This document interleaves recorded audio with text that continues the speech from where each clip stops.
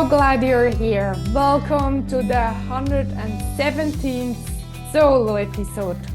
This is your moment, your pause, your place to come back to yourself. I'm Esther Buerki, author of Living Without Fear and co-creator of the Amazon bestseller Inspired Journeys.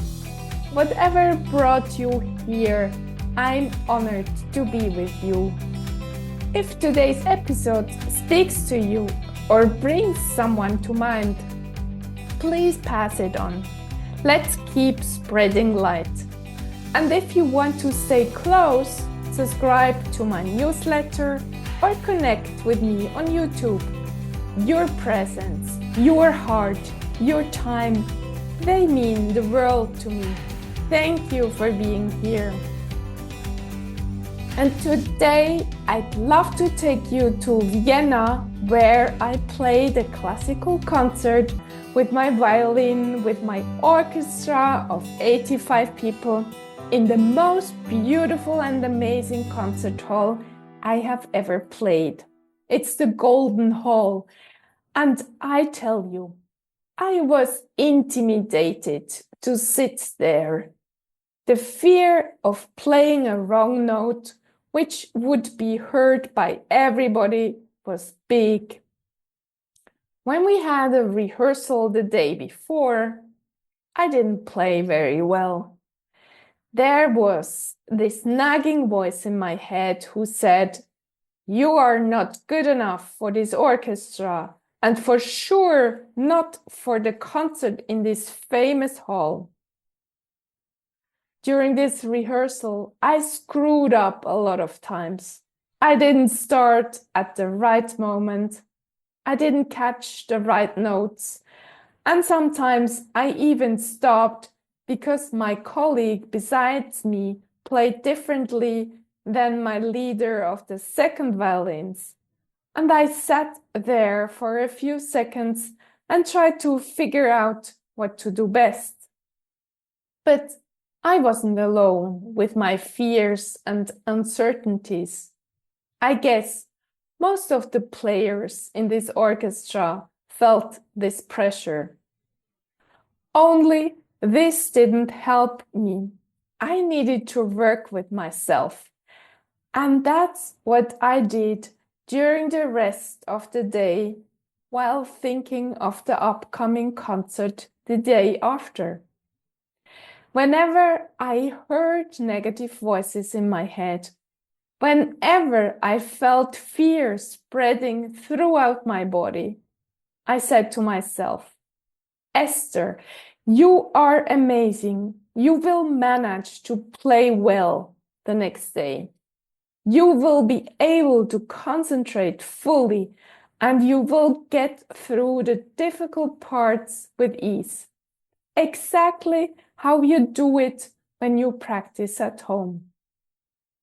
And whenever I felt fearful again, I started working on my mindset, because it is proven that a huge part is psychology in those situations, and only a small part is practice. Of course, it is clear that we cannot do something without the work before. We need to practice the instrument. We need to put in the work. It is the same with sports, activities, competition, or for example, my swim colleagues who had crossed or who will cross this summer the English Channel. At the end, it is psychology how someone who prepared well will perform. So, I knew in Vienna I was well prepared. I had rehearsed the music at home every day. If I screw up now, it is because I cannot manage my state, which means being 100% present and fully concentrated and feeling that I'm playing with ease or joy. Do you follow? Whenever you are in a similar situation, when you need to give your best, remember not to tell you, "Oh, it's so difficult. It's so hard for me. It won't go well." By telling yourself this, you put yourself in the wrong energy. Then it is very likely that you make a lot of mistakes or you don't perform well, whatever you want to accomplish. Therefore, it is so important that you create the perfect energy in your body and you put yourself in the perfect headspace to be able to give your best. If you haven't done this yet, try it out. Search for the positive sentences that give you confidence and make you feel great, because you can program your mind with good energy the same way how we tend to run the same negative program in our head, and how we put ourselves in a disempowering state. And guess what happened in Vienna? I kept on repeating the same sentences. "Esther, you're amazing, and you will play with ease." I started it when I woke up. I said it to myself when I got dressed. I programmed my mind while I ate breakfast. I infused positive energy into my body when I entered the famous building in Vienna and when I walked down the many stairs into the changing rooms with my orchestra colleagues. I sent positive words to my brain when I tuned my violin and when I sat on stage. I didn't stop during the whole concert. Some movements were more difficult than the others. So during the small pauses of a few seconds between the movements, I talked to myself. I took a deep breath and I calmed myself down. You might say, "This is hard work, and is it really worth it?" And I will answer you, yes, it is work, but it is totally worth it in every situation of your life. Because when you can manage your state, when you can put yourself in a beautiful, positive state, you have already won the game. Even if it doesn't work out as you have wished, you feel good.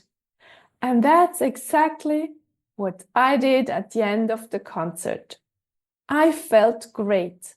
I felt proud because I played well, and it was so much better than the day before during the rehearsal. Isn't this beautiful? You can have this too. This is for everyone and for whatever situation you are applying it to. You are the master of your life. What? You heard right.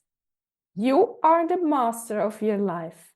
You are the master of your day. You have the choice. You can keep on repeating these negative voices in your head, or you can replace them by empowering sentences, and you can reprogram your mind. Does it work? Yes, it works, because in the past, you listened to the negative voices and you didn't know yet that you can overwrite them. But I tell you, you can. Everyone can. And it isn't important if you had a happy childhood or not, or if you had a lot of disempowering people around you. You can start today. You can reprogram your mind. Do you need help with? I had help, because otherwise I wouldn't have managed it. and probably I wouldn't be here anymore. So, get in touch with me, book a call with me. Let's talk. Thank you, dear listener, for spending your precious time with me. You're amazing, and you're a gift to everyone who crosses your path. If no one has told you this today, let me say it again. You are worthy, you deserve to be loved, and you matter. Have an amazing day, and I'll talk to you next week.